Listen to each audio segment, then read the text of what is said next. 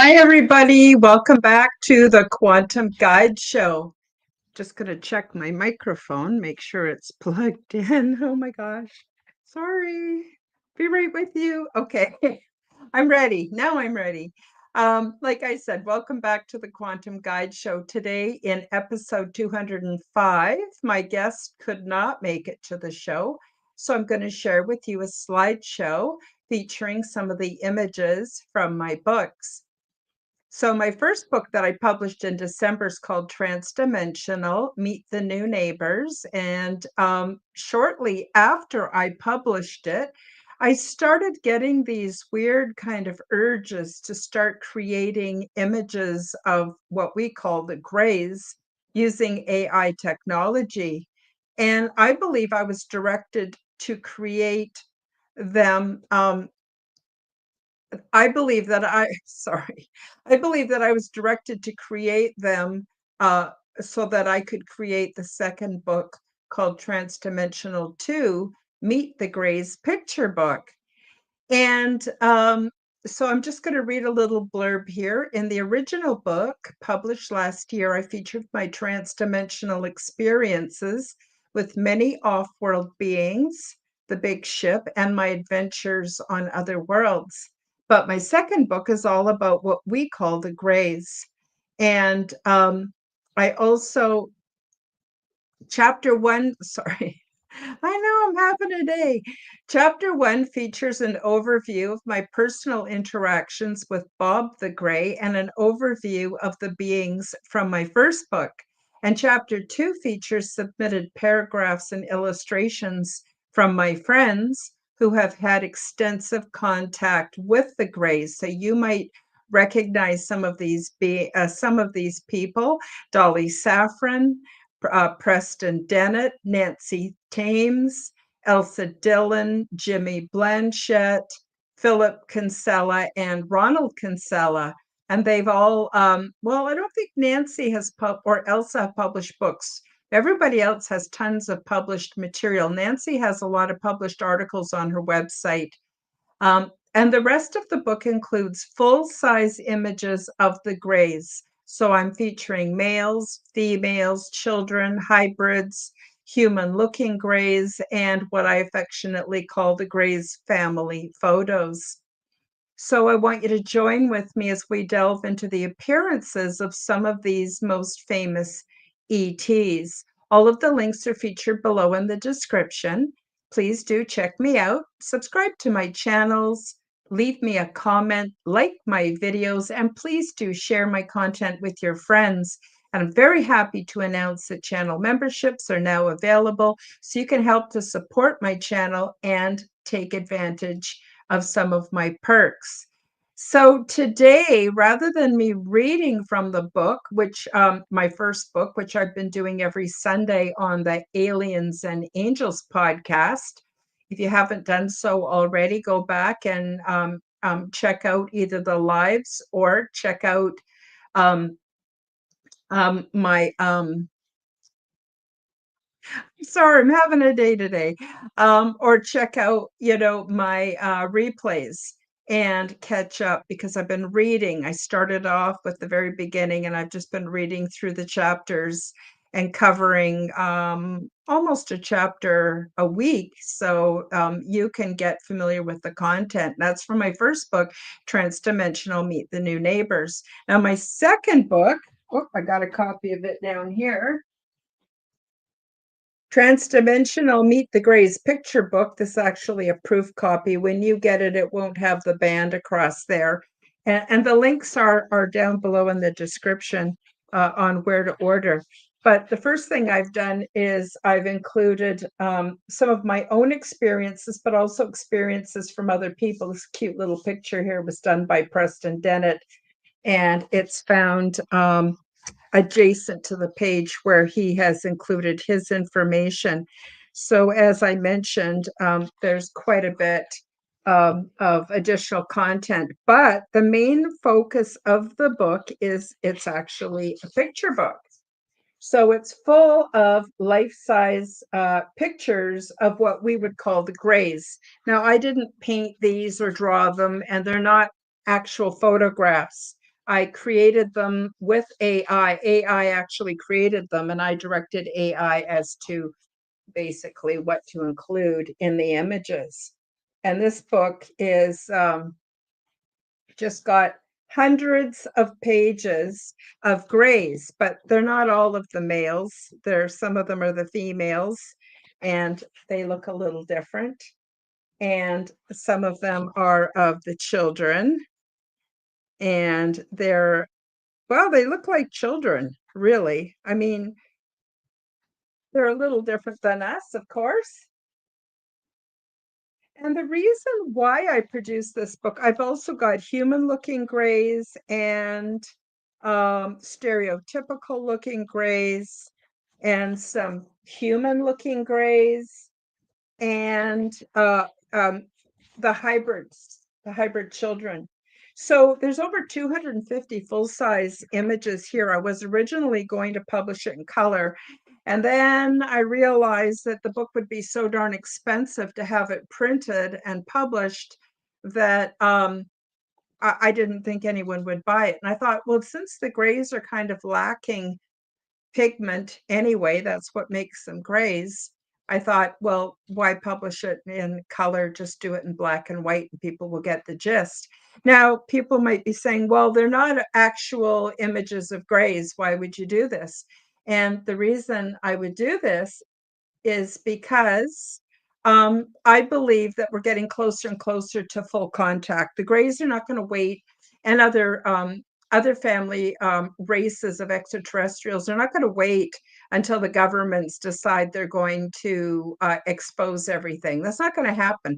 They're just already making themselves known like crazy, and I think this is going to escalate, and pretty soon there will be no more debate.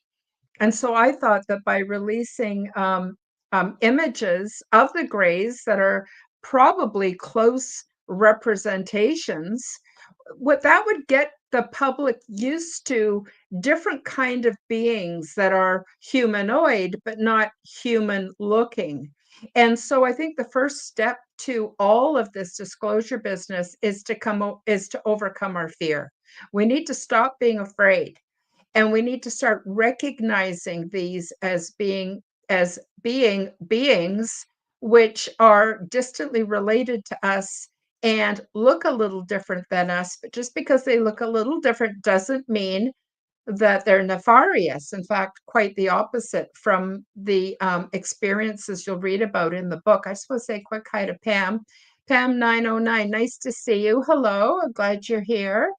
And Pam says, I am reading Meet the New Neighbors now. The pictures you paint with your words are amazing.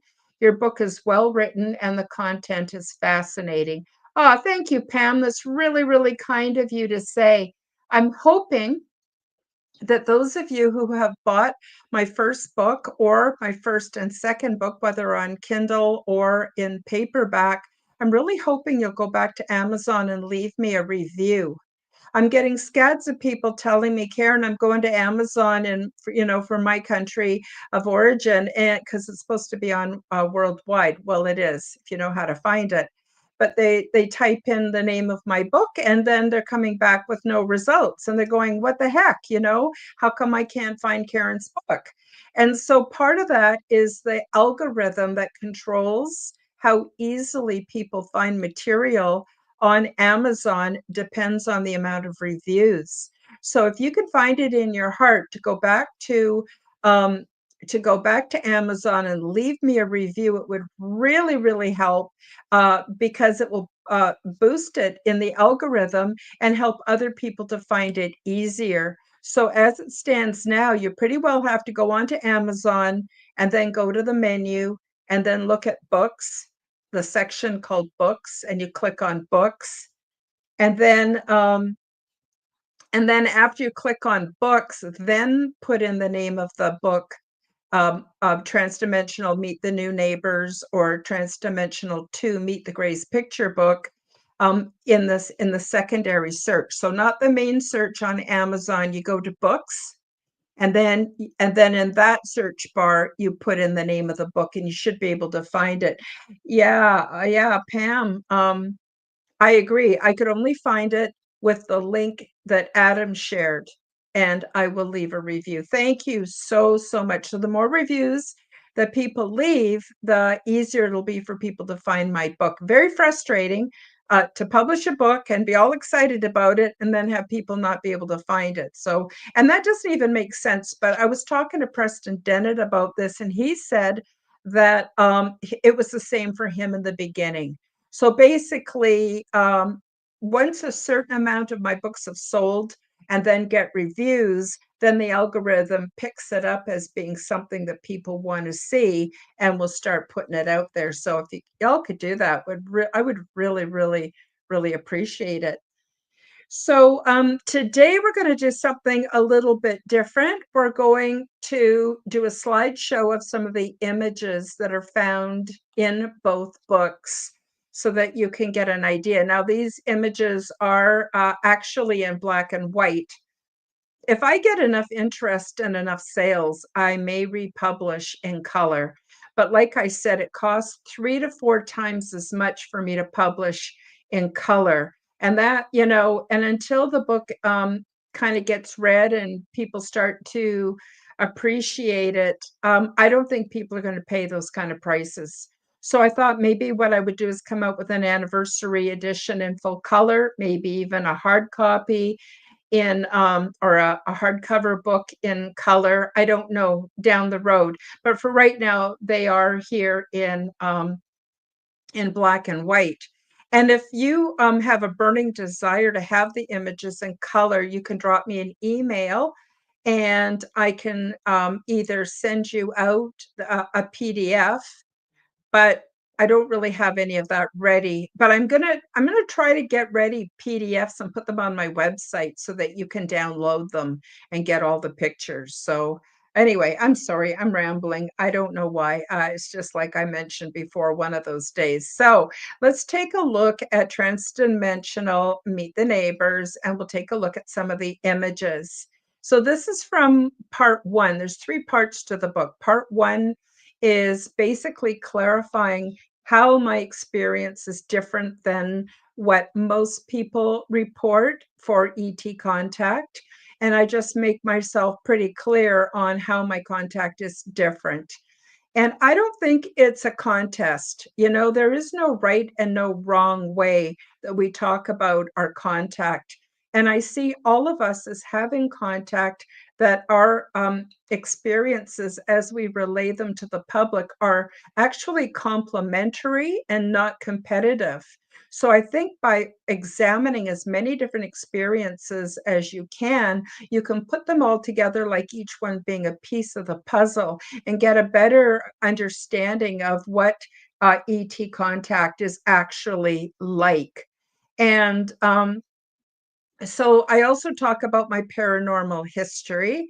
And then in part two, I talk about my actual ET experiences. And then part three is advice on how you can have contact and recommendations to help you to have contact. And then, of course, the final chapter, also part three, is the conclusion. And I also cover, what does ET think of us? We're always thinking, what do we think of ET? But what does ET think of us, right? So let's see. So here's the first image. And this image is from when I was a child. And again, these are not actual photographs or paintings, they're AI generated, but I worked with AI, spent many, many hours working with AI to help AI to generate images that were close to my real life experiences.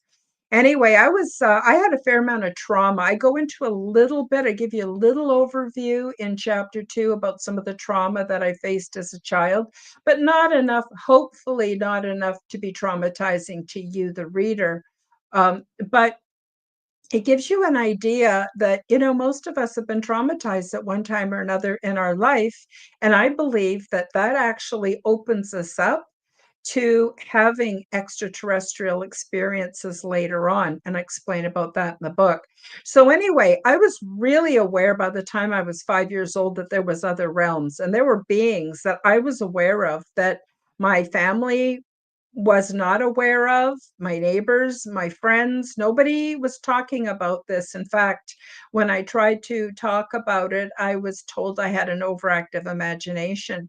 And because I couldn't make sense of it, I didn't have anybody to talk to about it, I became very fearful at night and terrified of the dark. And actually, being afraid of the dark is something that stuck with me well into adulthood. I'm ashamed to admit it, but it's true. And thank God I'm over it now. But so when I was a child, I tucked myself into bed and I tucked the covers all around me and have my head under the covers and be all tucked in, and I couldn't breathe. Like I seriously couldn't breathe under there, but I was too afraid to come out. I was too afraid to have one or two toes sticking out. I'm sure a lot of you out there have had that kind of experience. But one night I had this. This is a griffin. The image beside me is of a griffin, and this griffin just appeared. And I don't know if I was seeing it psychically or whether it actually appeared physically in front of me. I don't know, but I remember it very, very vividly. A griffin is a mythical, so-called mythical animal that has the head and the wings of an eagle, but it has the body and the hind legs and tail of a lion. And I had no idea that this was a griffin, by the way, until many years later. But this fiery griffin, it was all made up of flames, and it appeared, and it let me know that it would protect me, and it wouldn't let anything harm me, and that I could go to sleep, and I could tuck my nose out of the covers so I could at least breathe at night. And it really helped me a lot. So anytime I became fearful as a child, I just summoned my griffin and I could see it and it would protect me. And it really helped a lot. And as I mentioned, it wasn't until I was in my 20s, I was looking at a book about mythical creatures and I saw the griffin. I knew exactly what it was. But my griffin, and I don't know if this was like a screen memory from ET or some other interdimensional being. I don't know. Like I have more questions than I have answers. But yeah, this was my experience. It was really great. Really, really helped me a lot as a child.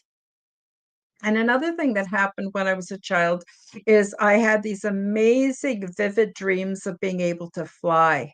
And I was flying over rivers and mountains and woodland areas and meadows. And it was all in not just full color, it was in more fabulous vivid color than what my actual eyes and vision would see. And this happened every night, and I just loved it. And sometimes I'd fly really, really high in the sky, and other times I would go really low, and I could feel the grass tickling my legs as I flew along near the grass. Pam says, Pam 909. Hi, Pam. Again, lovely to have you with me in the chat today. She says, I feel that I still don't like the dark. I need a griffin. Well, Pam, I'm actually convinced that we all can call in spirit guides. I think we have a soul team. And when we take the chance and step out of the fear of being foolish, because at least when I started calling out my guides, I felt stupid. I felt like I was some kind of a crazy person speaking to thin air, unseen, but I got surprising results, and I really recommend it. So I think you can also manifest your protectors in any form you want. So let your imagination run wild. As I get into in my books, I believe our imaginations are actually portals, and we can import into our reality whatever we find useful and whatever helps us to reduce the fear, because fear is kind of the big enemy. It really is.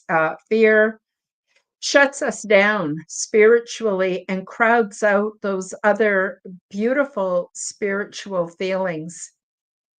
And I'm going to tell you, how I can tell when I'm having spiritual contact is the feeling is very intense, and it feels like a mixture of love, joy, and sadness all at the same time, and it's so intense it causes me to produce tears.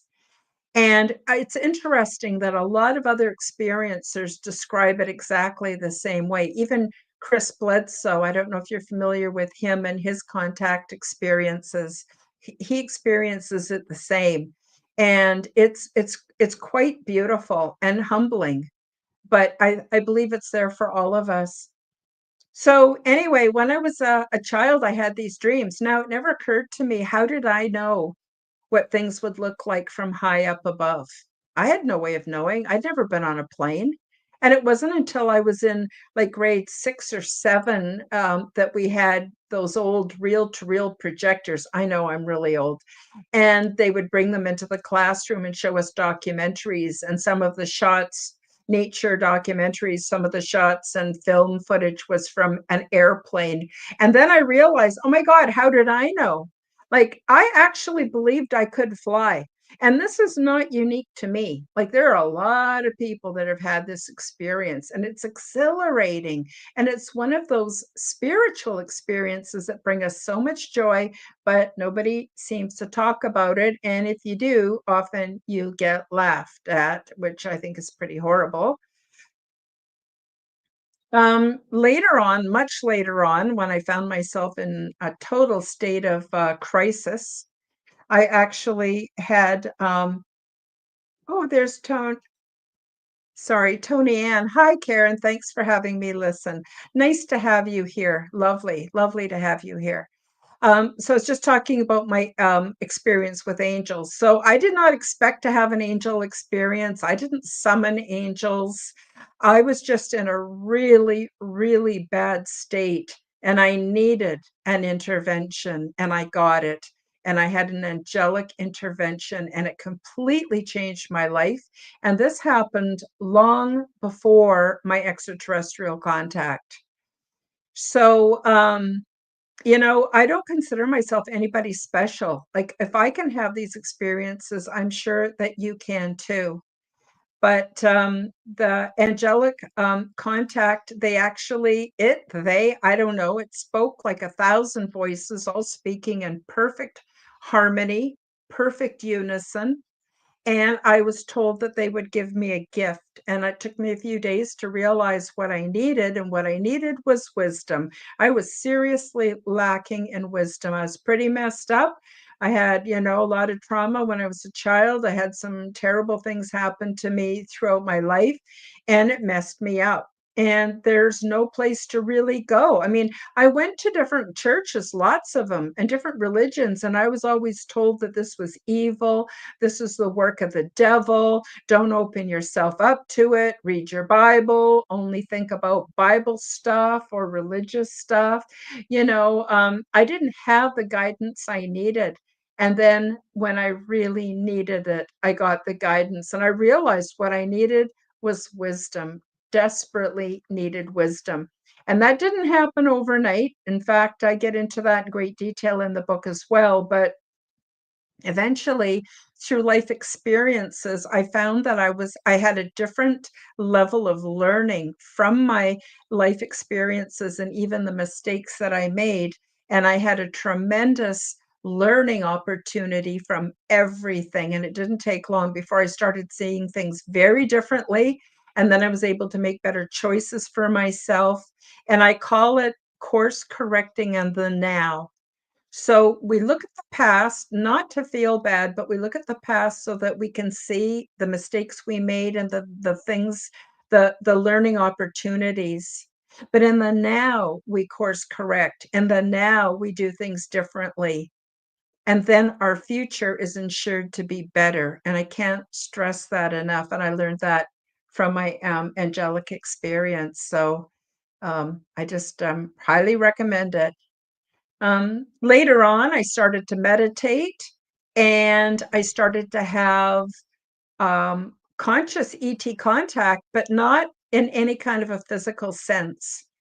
So, one thing that I did start having was I noticed that there were beings who, as I was perceiving what was going on around me in the world, in the physical 3D world, there were periods, especially at night and while I was dreaming, that I was actually transmitting my perceptions and my experiences to other life forms who were basically keeping track and, I don't know, uploading the information. They need that information in order to know how best to help us in our 3D experience. Although these beings, I did not sense this was a three-dimensional. I definitely sense that this was an ethereal or um, I don't know, a non-physical way of being. And I was happy to share that information. And that's why I call myself an exo-political ambassador, because I'm reporting and giving input from the earthly perspective. And I was also told that there are millions of us on Earth that are doing this, but most people don't remember.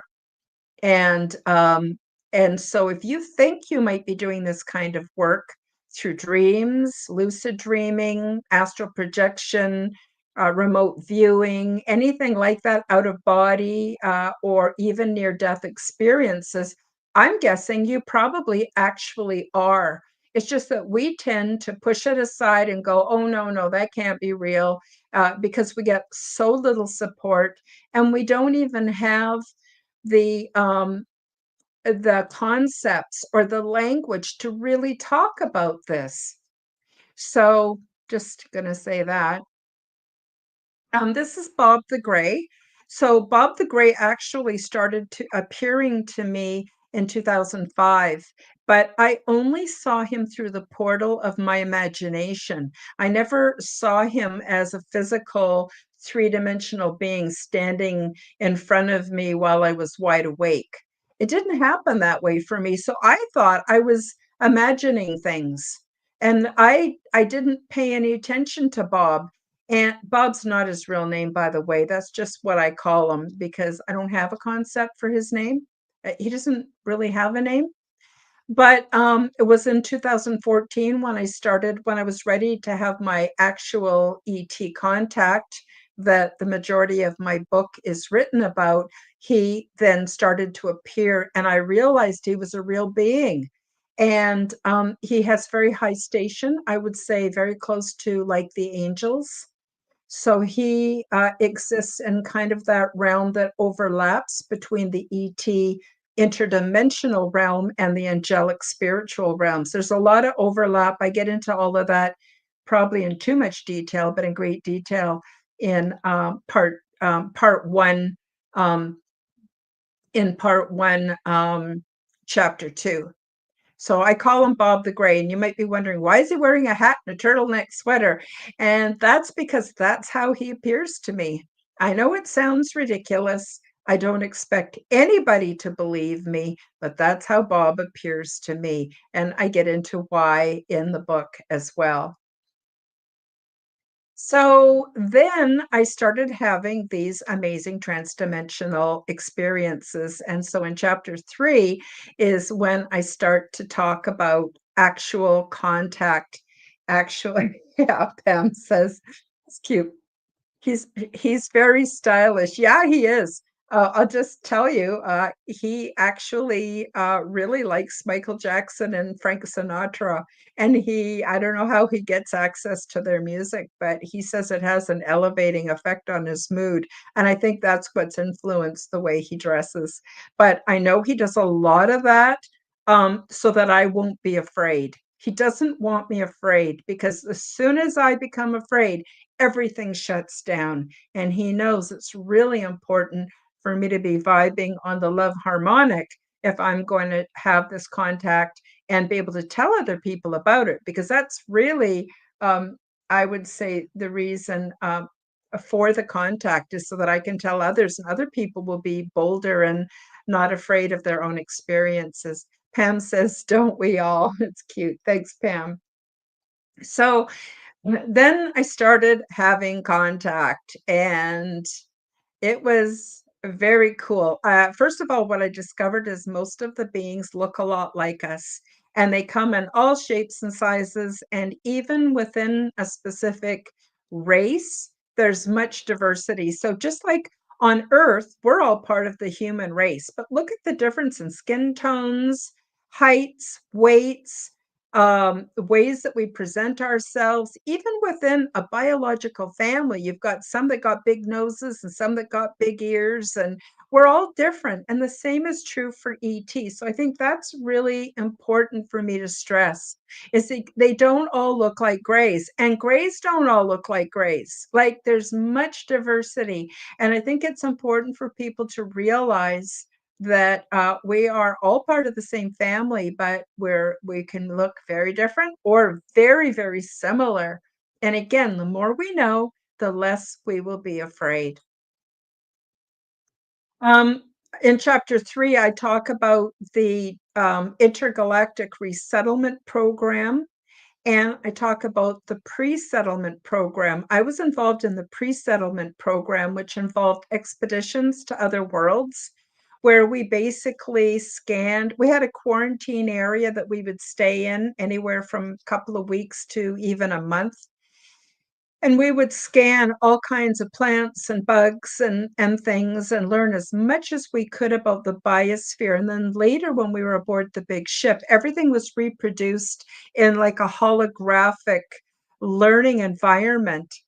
And we use these very thin, clear, rectangular shaped tablets to gather the information. And these tablets had an interface. I don't know how they work, but they had an interface where they also recorded our thoughts and our feelings and our emotions. So we got this really in-depth learning experience once we were back on the big ship. And the reason we do all that is so that we can learn how these worlds, all the biospheres and the different zones and areas, how they're all very interconnected and interdependent. And the reason for this is, and I thought you find this interesting, is that most of these worlds that are out there do not have humanoids on them. They've got everything. They got fish and birds and grass and trees and lakes and streams and oceans and everything, but they don't have humanoids. It's almost like they are these created habitats that we then settle onto.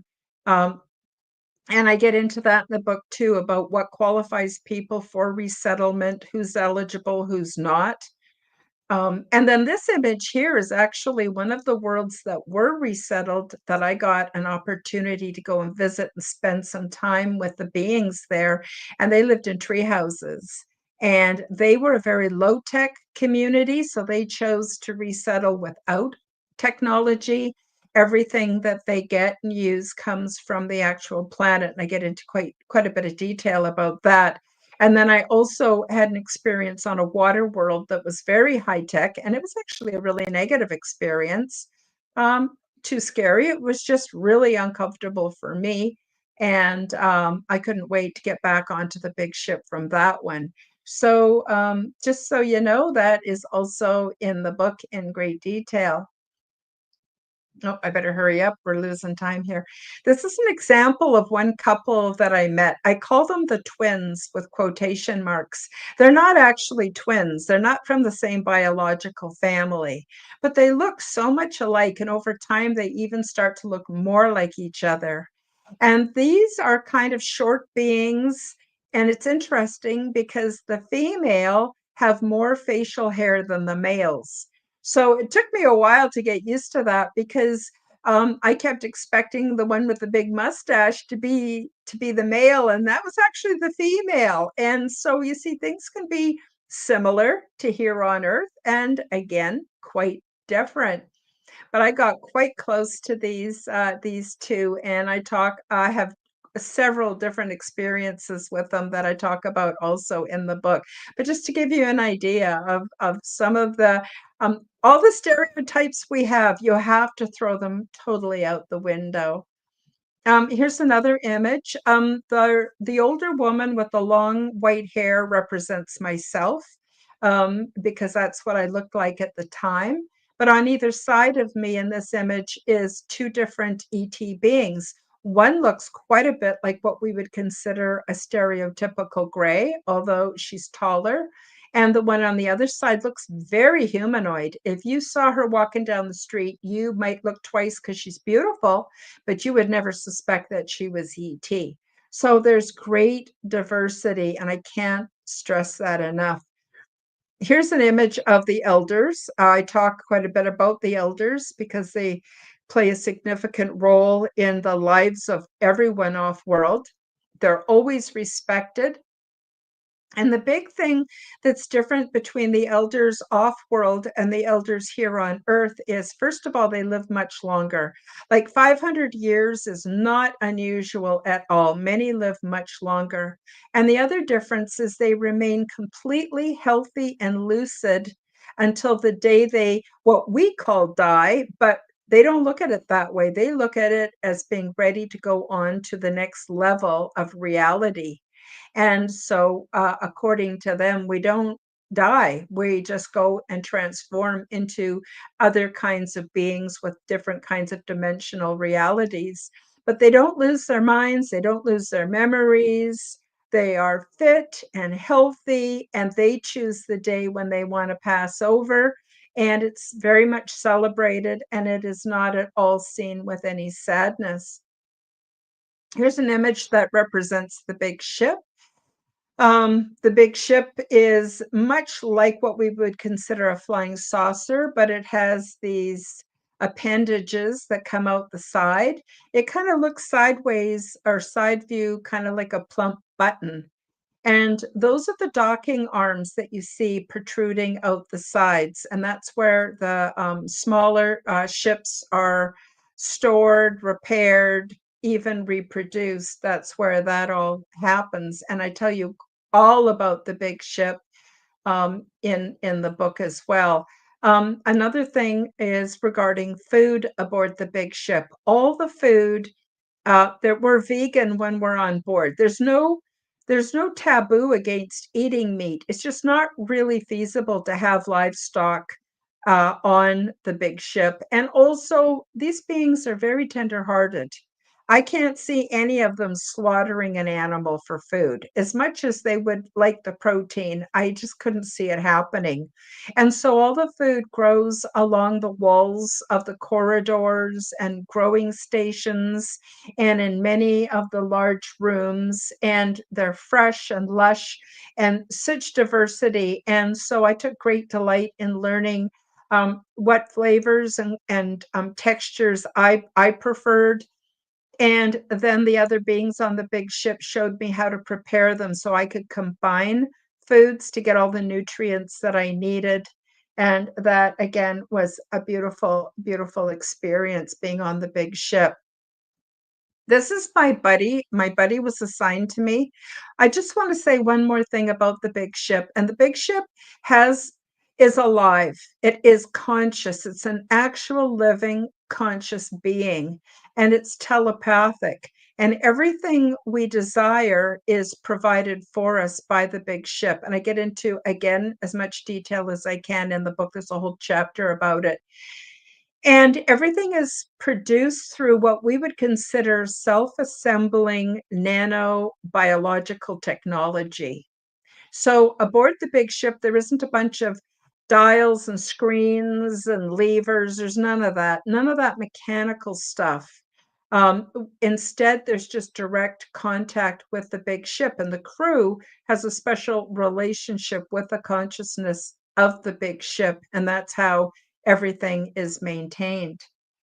Um, so before I tell you about my, well, maybe I'll just skip the my ad for the book and just continue on with it since I'm going to be talking about my book all the way through. And since we're kind of running out of time. Okay, so this was my buddy, and she looked very much like us. She was very tall, though, well over 6 feet.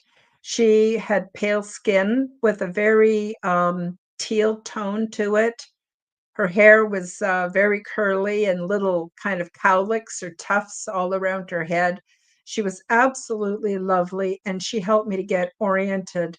So, whatever city ship you find yourself on, you will find that you will probably be assigned a buddy, and your buddy will stay with you 24/7 until you're completely acclimated and um, used to being there. and to answer all your questions and show you all the procedures and how things are done and everything. So it's really quite a lovely environment. Um, they also have public baths.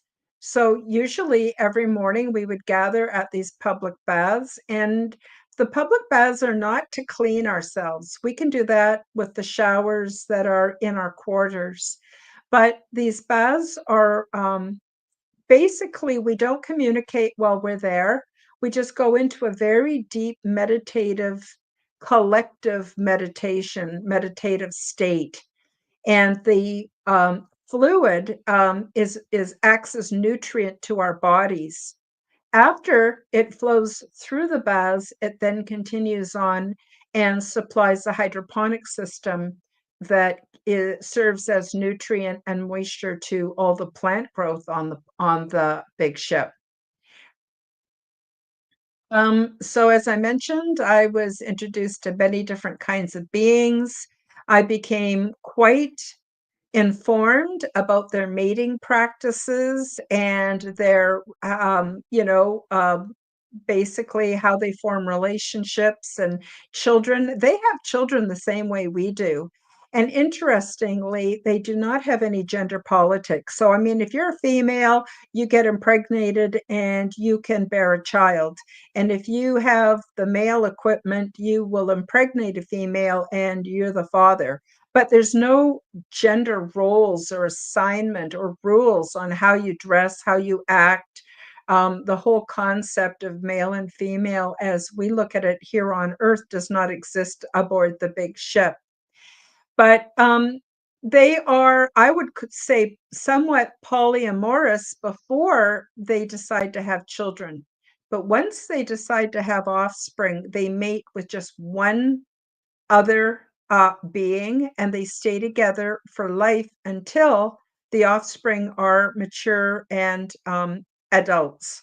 And then they can decide whether they want to stay together or separate or form other partners. So there's no such thing as adultery. Actually, there's no such thing as marriage either. Beings just come together, and after they are very well acquainted with each other, they'll decide if they want to have offspring. And if they do, they stay together. They're extremely committed to the family and to the offspring. And I guess because they're more advanced than us, they have long since found out that what this does is it pays forward.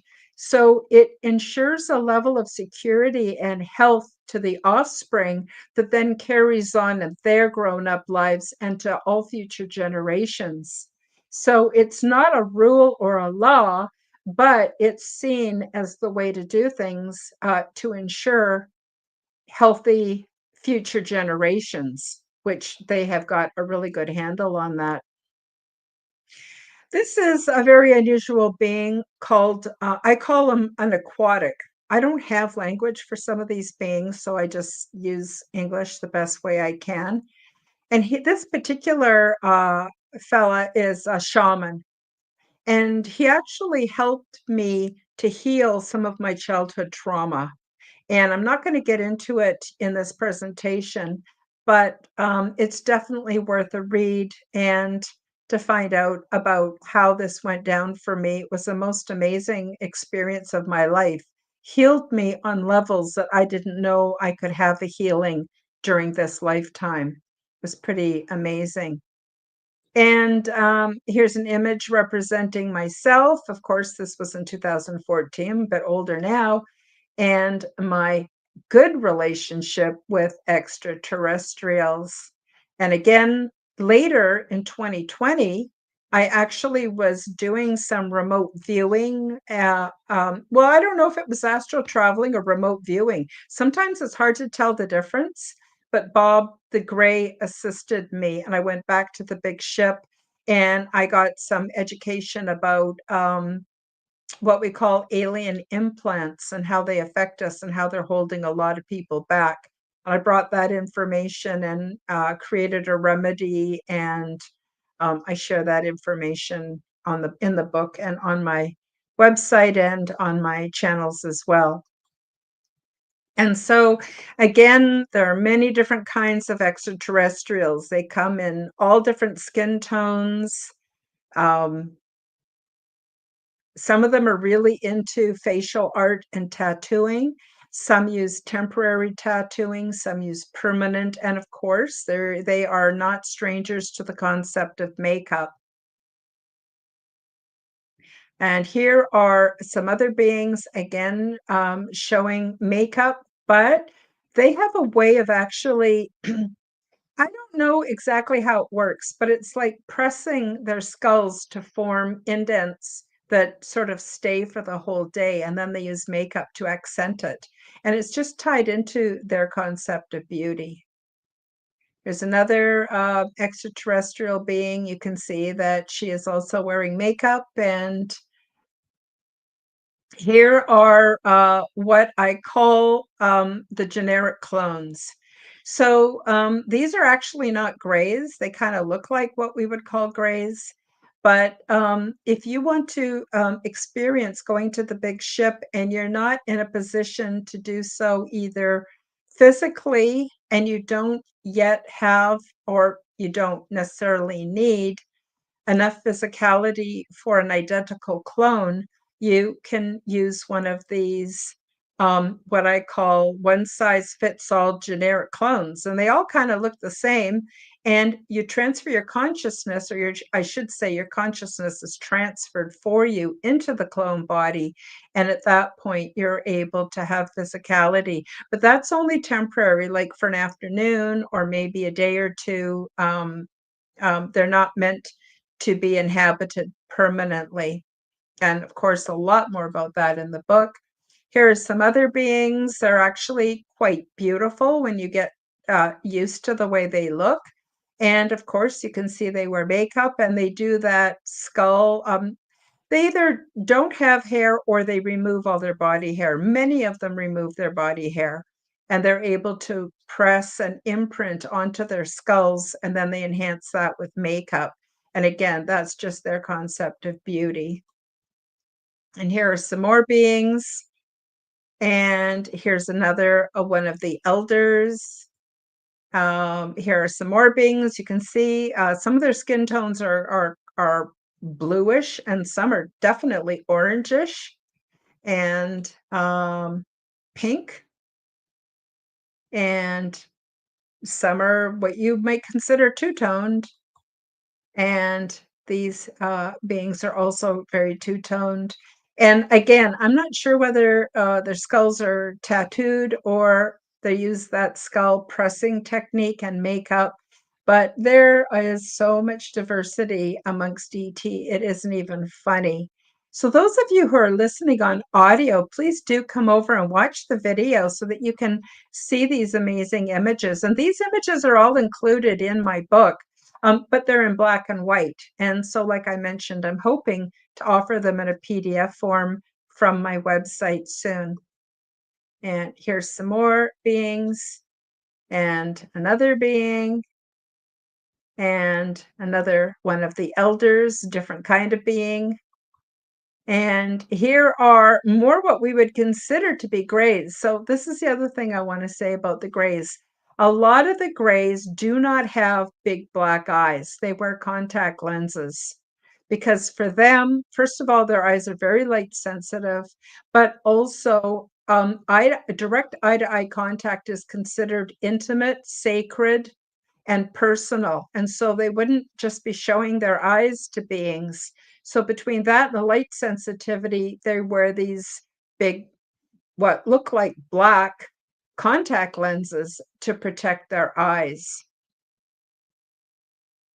And that brings us to my second book, which I only just published last week, called Transdimensional 2, Meet the Greys Picture Book. Now, this is also available in black and white, again, because it would cost 4 times as much for me to produce it in color. So I thought, since they're grays anyway, what kind of makes all the beings in this book categorized as grays, it's not that they don't have pigment in their skin. They do not have pigment that reflects colors that we are capable of seeing with our human eyes in the visible color spectrum, but that doesn't mean they don't have color, if that makes sense.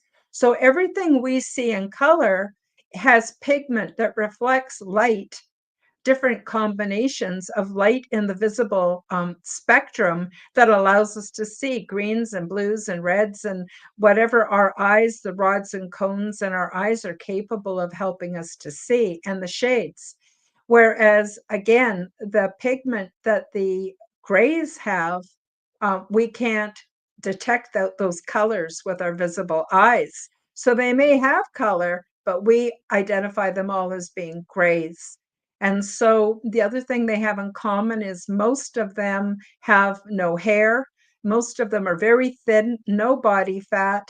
Many have long arms, and some have long arms and legs, and they can vary in height between 3 feet and even 8 feet in height.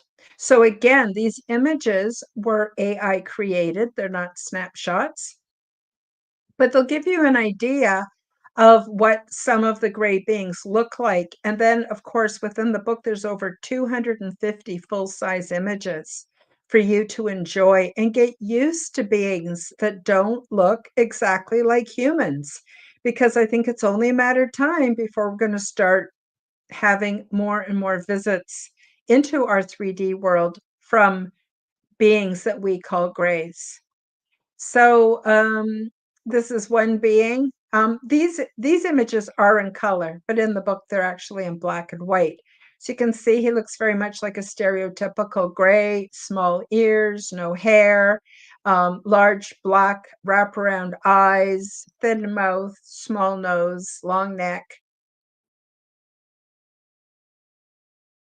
Here's another one, looks different. Again, different family, different race, but his skin does not really reflect color that we can see, and so we would class him as a gray, and he has those large eyes.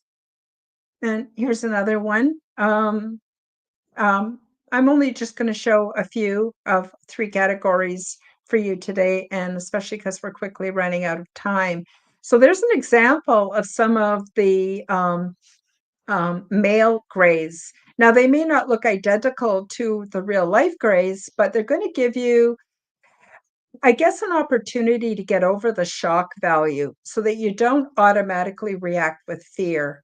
And when you don't react with fear, you're more logical, your critical thinking skills are intact, and you're better able to sense the energy of these beings, which actually is almost always very loving. Here's a what we would call a female gray, and you can see again a large, dark wraparound eyes. She's probably wearing contact lenses. You can see a hint of her pupils within. Um, they look a little different, and we might even describe them as being somewhat feminine. Here's another one. Again, very close to the model of what we would consider a gray to look like. Her eyes are a little bit smaller and her lips are a little bit thicker. And here's another one where she's very hairless, has a different shaped face, very large black eyes, and but little nose and mouth, very similar to us humans, but her ears are very, very different. And then here's an example of some of the children from the book.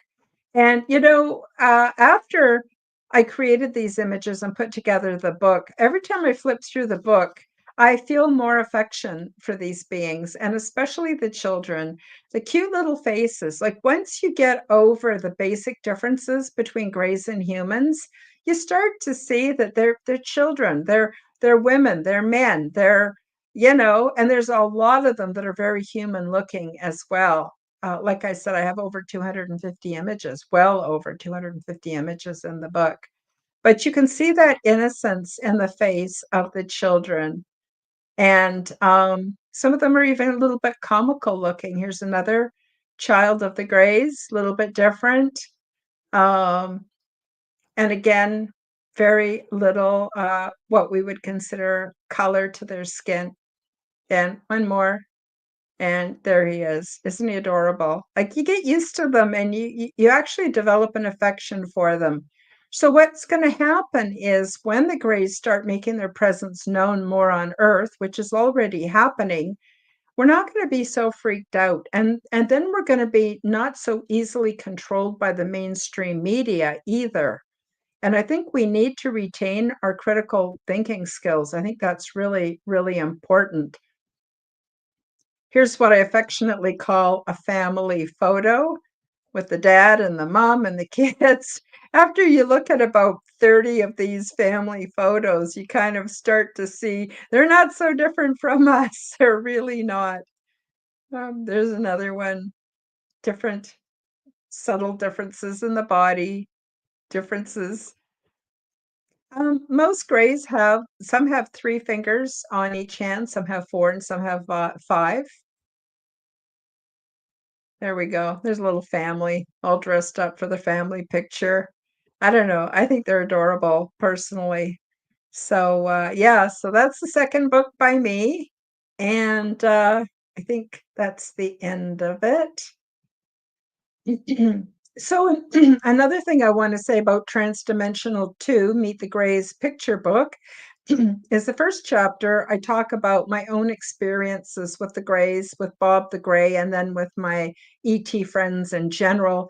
And the second chapter, I've included a paragraph or even a page from each of 7 other experiencers. Like I mentioned, Preston Dennett, Dolly Safran, um, Jimmy Blanchett, Elsa Dillon, Nancy Thames, Ronald and Philip Kinsella, the Kinsella twins. And they give their experiences because they've had extensive physical experience with the Greys. And they all say the same thing. They have not seen them as scary monsters. Some of them were terrified when they first were abducted. Absolutely terrified, did not like it one bit. The stuff trauma and nightmares was made from. But over time, they began to see it very, very differently.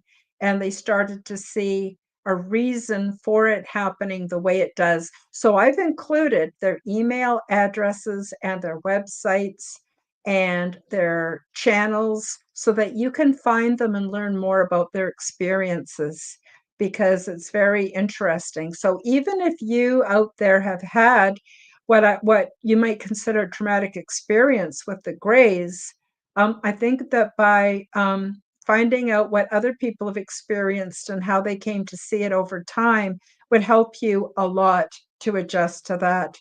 And I don't know why some experiences are so scary and some are not. Mine were very, very pleasant. That's all I know. And I'm grateful for that. For me, because of childhood trauma, for me, the monsters in my life were humans. I've been abducted by humans. I've been brutally treated by humans. I've been abused by humans.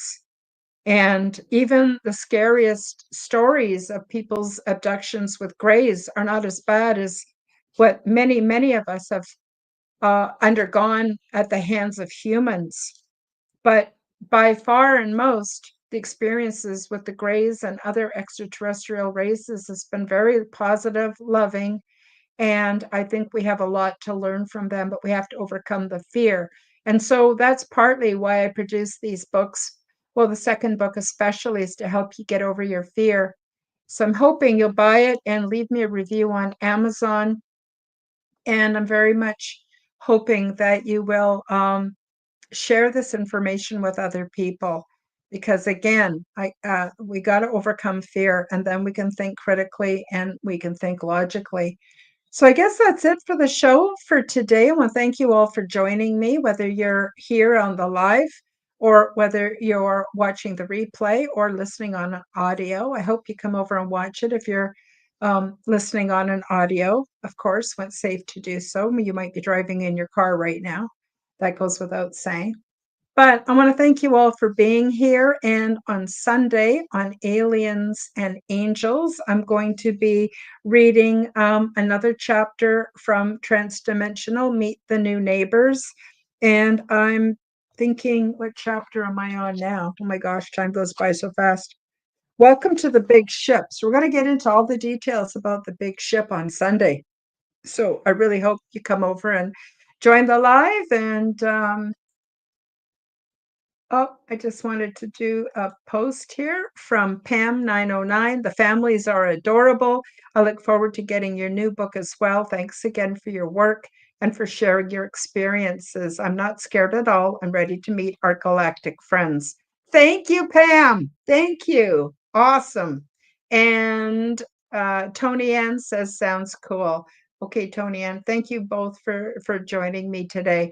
So with that, we'll say goodbye, and I will double check my notes to make sure I have the links for finding my new book on Amazon. I don't know if I included that. That's something I need to do right after the show. So thank you, everybody, and I wish you the best week ever, and we'll see you soon. Okay, bye-bye for now. Thank you for joining me for the Quantum Guide Show. Become the change that you wish to see in the world. Subscribe to my YouTube and other channels at Karen Holton TV. Click the like button, leave me a comment, and share this podcast with your friends. Read about my true life ET contact in my book called Transdimensional, Meet the New Neighbors, which is now available in Amazon bookstores worldwide.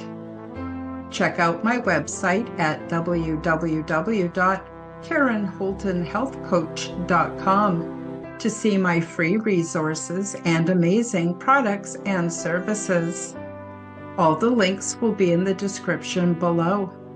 As part of the Forbidden Knowledge Network, you will find the Quantum Guide Show with Karen Holton and also the Aliens and Angels podcast on all audio platforms. Until next time, keep up the good work.